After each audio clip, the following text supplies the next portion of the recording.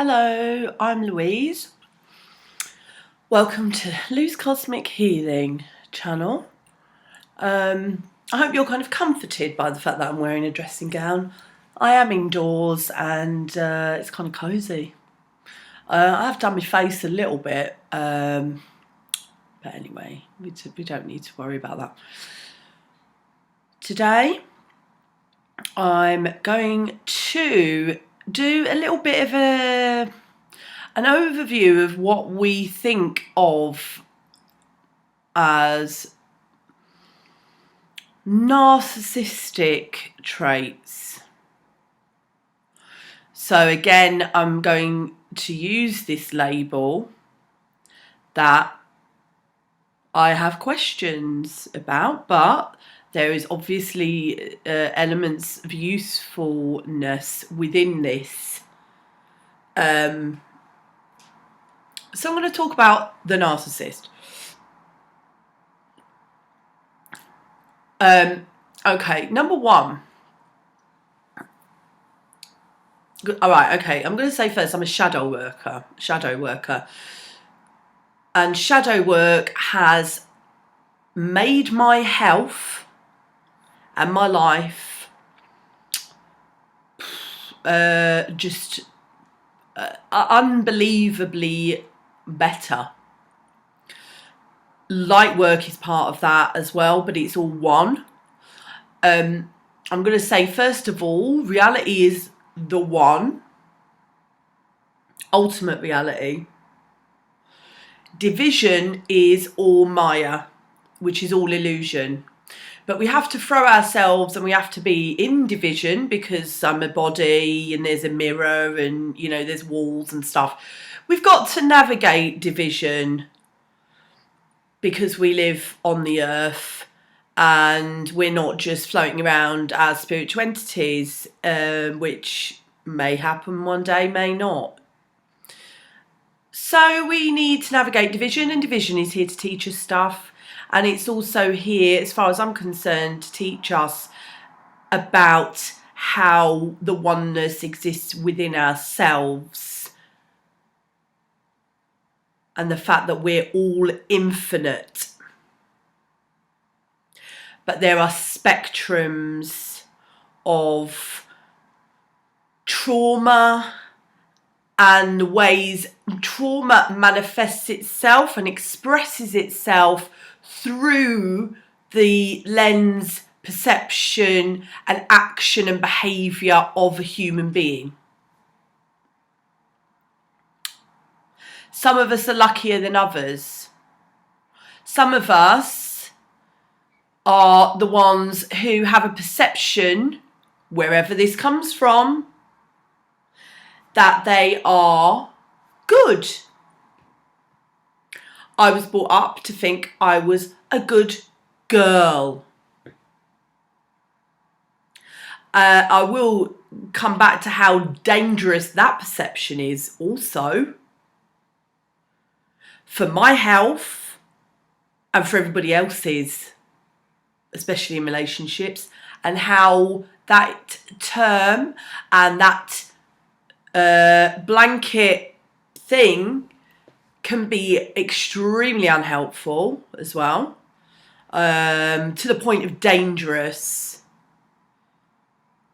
Okay, so yeah, let's not get caught up in the goodies and baddies too much, all right? But I'm going to try and express some stuff. Okay, so the narcissist has childhood wounds, psychic wounds. Like I say, wounds could come from past lives. They can be in the bloodline, and they're carried down in your DNA. Sometimes you don't even know where they've come from and they just pop up. And sometimes something might happen to a child and that child responds to that trauma in one way and another child responds to trauma in a completely different way, and their behaviour is completely different because they are just different beings of infinite possibilities. That is like a computer program that is infinite, that is a quantum level. Who knows where it's going to go? Luck of the draw. What soul did you get given before you were born? Your soul chose this path for you because it needs to learn the lessons that you're dealing with. That's in my system of understanding, my a priori system of understanding, because I've experienced and I've seen a lot of stuff that I know ain't hallucination, but that's my perception. So we want, anyway, symbolic. I'm symbolic as far as I know, as far as I understand, because if you looked at me with a quantum sort of telescope, you'd see that I'm mostly space with some atoms floating around. So what the fuck is that space? Some may call it Shiva. That's my boss. Consciousness. Starting to sound like David Brent now. Okay, I'm going to stop being condescending and I'm going to carry on. There's me being a narcissist. So, but I'm a codependent. I'm not narcissistic. Number one, someone's got a narcissistic personality disorder. Pretty rare. To the point of it being a real antisocial danger to another human being. But I tell you what's the most important thing is most people are dangerous. Everyone's dangerous if there's no boundaries. They're either dangerous to themselves or they're a danger to other people. And a danger doesn't mean I'm just going around waving a fucking knife around because nobody told me not to. I mean a danger to my own health, a danger to somebody else's health. They're not always in ways that you think. It's not the same as punching someone in the face, but it can be psychological, emotional, energetic health, all an array of different things that can be, let's use the word, or I'm going to use the word, unhealthy, toxic. It's not always in the way that you think. And I can tell you one thing, some of the most toxic people that I know love talking about other toxic people. Yeah? Sorry if you've not encountered this yourself, but I certainly have. Right? So, narcissists. So you've got the same childhood wounds. I was talking before in my video about abandonment. You've both had an abandonment wound in some way, whether it's loss, parents splitting up, a parent abusing you and treating you so badly that you feel completely abandoned by that person, because how could they ever do that to you? But I'll tell you the difference that I know between my shadow twin, narcissist twin, person who definitely has some kind of antisocial personality disorder, possibly a psychopath or psychopathic. I have spoken to someone who's a professional expert on serial killers, actually, who I told a little bit about this person too. He said, yeah, it could be a psychopath. So I'm talking about someone I kind of know. I know a lot of people, and I've been in relationships, and I've never encountered somebody like this. For better and for worse. Most amazing, beautiful human being in so many ways, but your worst fucking nightmare all rolled into one. Okay, so we got the same wound. So my abuse from my father when he was stricken by grief, loads of anger that he took out on me, sadly, for me and for him, because it's not nice for anyone, actually, unless you are a serious psychopath. But it just shows you what good people are capable of. Very bad things. So my dad's abuse of a child that we'd never really talk about, and I've forgiven him because I know he's not a well person. He can't really look after himself that well.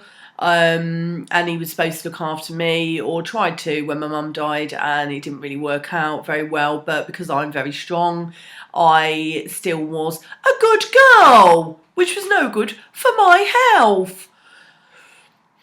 So I didn't cause a problem at school, did I? Because I pushed all my emotions down and didn't go around smacking people and throwing chairs around and whacking teachers and everything else, which I probably should have done, actually, if I was being honest. But that shows how dishonest I was, because I was fucking set fire to God knows what, if I was being honest.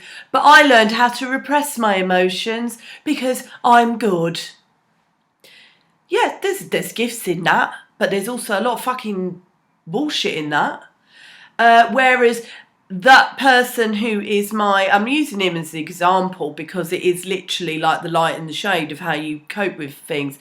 So, and I can talk about this person because, believe it or not, I have purged every bit of trauma out of this and grief. I've been through the worst grief you could ever imagine for a couple of years. Purged it, like there's no and whatever, I've got no flashbacks. I don't really think about this person. The only time I'm talking about or thinking about this person is doing these videos, actually. And I think you could probably tell how unaffected I am by this, and that might blow some people's minds who have had narcissists in their life. They're still holding on to a lot of anger and resentment and fear. I mean, they can be fucking terrifying when you see the dark and you know what they're capable of. Which I'm going to tell you, you're capable of just as much as them. Because if you see that, it's a mirror. Every single thing that you see in another person, especially your twin, is a mirror to you. Number one, that's where you get your empowerment from. Remember that while I'm talking, yeah? So I'll start that bit. Okay, so we've had the same very different abuse. His dad was a sadist. Well, my dad was a fucking sadist, but he didn't really fully accept his sadism because he would have enjoyed, to a weird fucked up point, of how upset and angry that he'd make me and her and all the rest of it, because it's a power trip and the person's very wounded and traumatized. So again, yes, my dad's a fucking sadist as well. Sorry, Dad, but you were. Because that's one of the reasons why you still want to hang around with me, because I'm the only person that you can shout at and look down your nose at and think that that's okay. Sadly, that's working itself out again now, because I've realised I don't deserve to be treated like that, even by my own father or anyone, which has been a process over years of whether I see that person, I make that decision if I want to see that person. Now, any whiff for that, bye. Yeah? So I've been brought up by somebody like this. So with this person, nameless, the way that he would deal with that abuse was, number one, he thought he was naughty. He was a naughty child because he's probably got ADHD. I pretty much guarantee he's got ADHD. Or some kind of spectrum disorder to a point, although extremely perceptive and intelligent, and actually hugely sensitive, so fucking sensitive, but absolutely hide every feeling that he's got because he feels so threatened that the truth will hurt him. So my dad's very similar to that. So it's no wonder.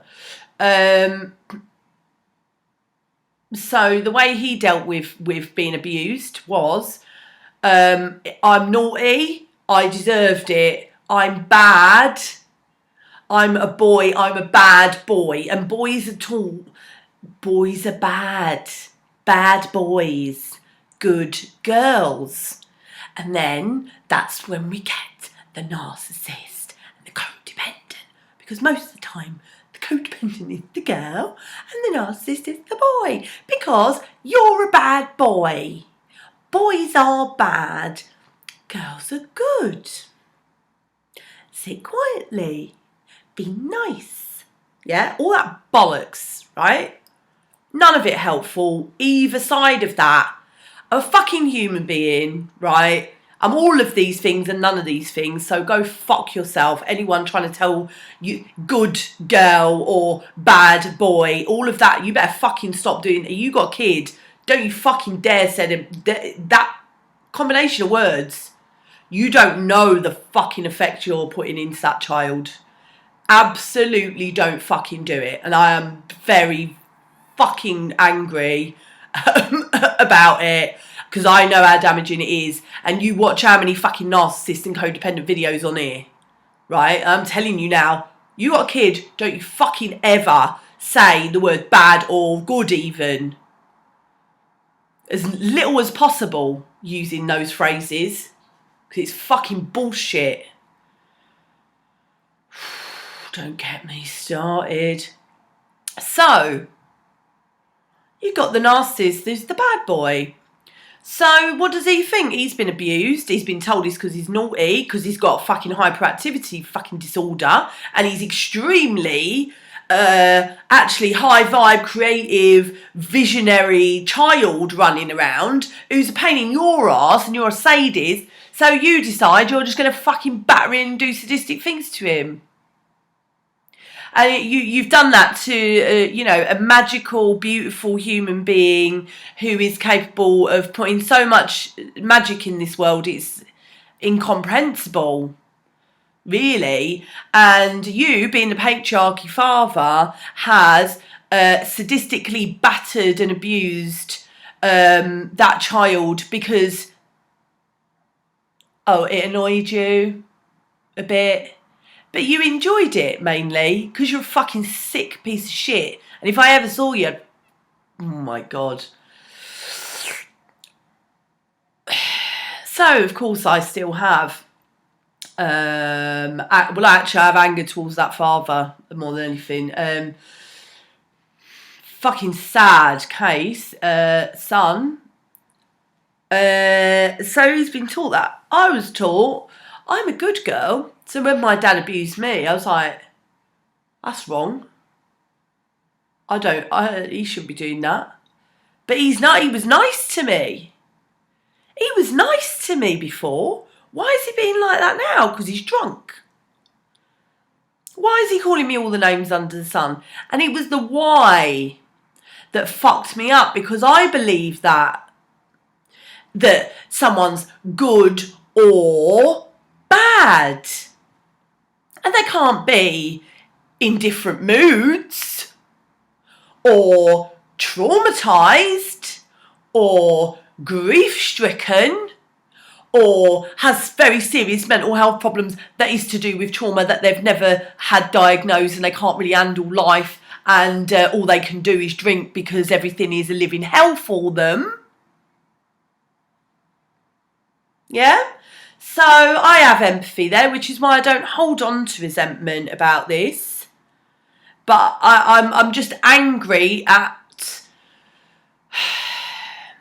how everyone loves to put themselves in the good category, including the narcissist, who doesn't want to look at their own behaviour. So it's unhelpful all round, okay?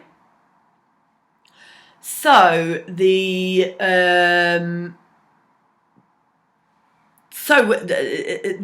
the big difference. The good boy, the bad boy, the good girl. Yeah, swap the hands around there. See that? So what does a bad boy do? A bad boy is violent. A bad boy is nasty. A bad boy can just be a bully, can't he?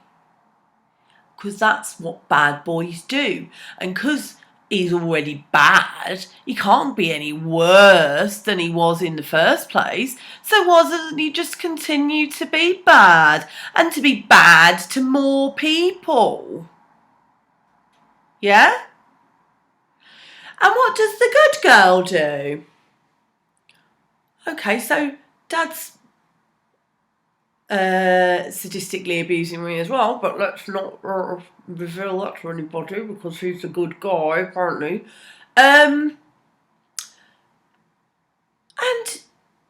you go to school, but you're a good girl, aren't you? So, well, how do you deal with all of the abuse that's been given to you? Oh, you feel bad about it. You feel ashamed of it. So does he. The bad boy feels ashamed and guilty about it as well. You feel ashamed of your home. You feel ashamed of your dad. You feel ashamed of his drinking. You feel ashamed that nothing is, normal about your home. But you've got also, because you're a good girl, you've got to protect dad. You've got to protect dad. Yeah? And if you're upset, and you might be sad, and you might want to cry, and you might really want to cry, and you might feel really hurt when anyone else is horrible to you. When the bully is horrible to you, whose dad's beating him up at home? But do you show it? No. So you just push those emotions down, don't you? You push those emotions down. You learn not to feel too much. When you're at home, you can cry on your own, but you can't cry at school. And you want to cry because you're not somebody who wants to retaliate, yeah? You don't want to hurt people because you're a good girl. So I don't know how honest any of that behaviour is either. It's very sad. At least there's some emotional connection there. At least there's the sadness and not just anger. But you are angry as well. You're fucking angry. You're really fucking angry. And you get angrier. You get angrier the older you get. And you might start doing some odd things. But bad stuff might become appealing to you. Bad boys might become appealing to you. You like the dark side. You know that is part of you. But because you're a good girl, you don't know how to express it. And the only way that you can express that dark side is finding a bad boy. If you're straight, if you're not, a bad girl or any gender. Yeah? And that's how it manifests itself. Does that mean then, but when you're with a bad boy, that gives you a license, doesn't it? When they hurt you, to hurt them back.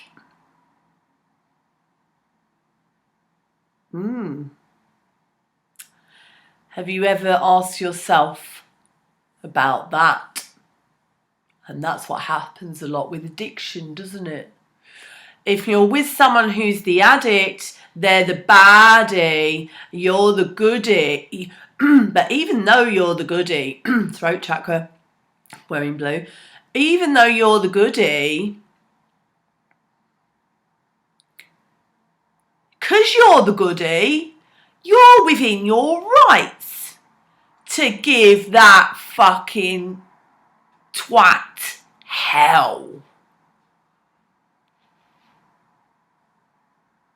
You enjoyed that bit though, didn't you?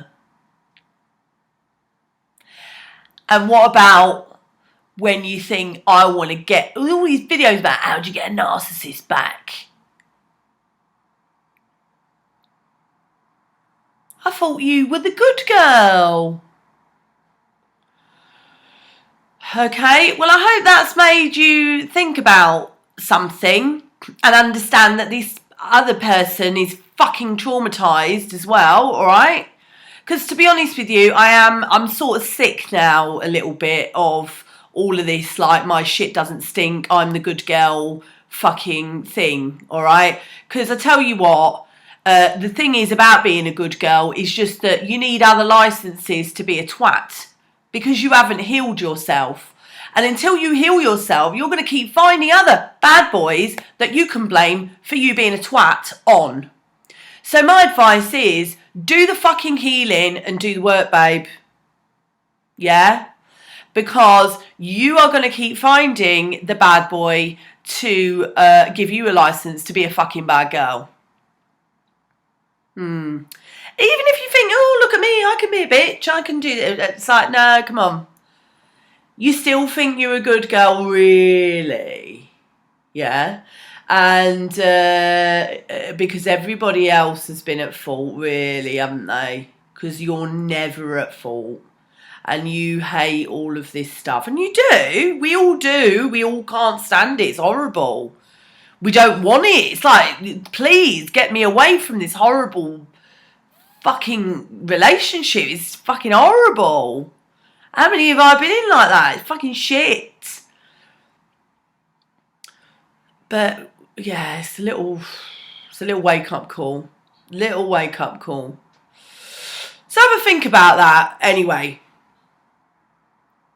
Yeah? That is shadow work, my friends.